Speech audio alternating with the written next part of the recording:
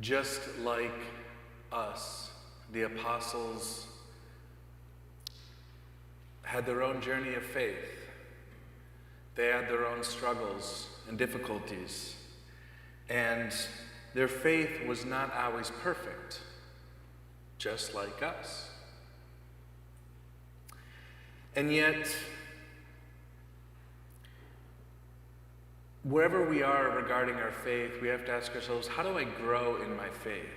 You know, I oftentimes have people come to me and tell me, Father, I feel like I'm losing my faith. But what is faith? How do we grow in our faith? Do we just read more about the life of Jesus? Or is there something else we can do? There was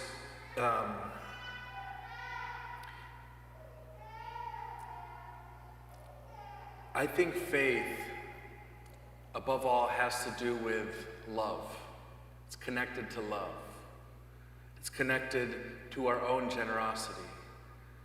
So when people come to me and say that, I usually ask them, well, how is your prayer life? How is your love? How is your generosity? How much are you giving of your time to God? And almost without fail, that person will say, yeah, I've been really struggling in my prayer. I haven't made time to pray. Well, that's why your faith is struggling. That's why your faith is suffering.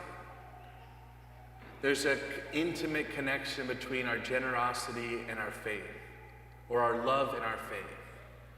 So when we find ourselves struggling and believing in God and believing that He is there for me, that He exists, or that He's present in my life, it's not about reading more, because it's not about our minds, it's not about our intellects, it's about our hearts.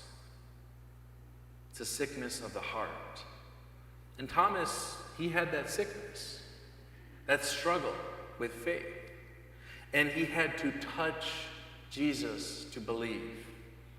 Just like many of us, we have to touch Him to increase our faith, to encounter Him, to enjoy His presence. Where does that happen? Here in the Mass, back there in the chapel, that's where we increase our faith.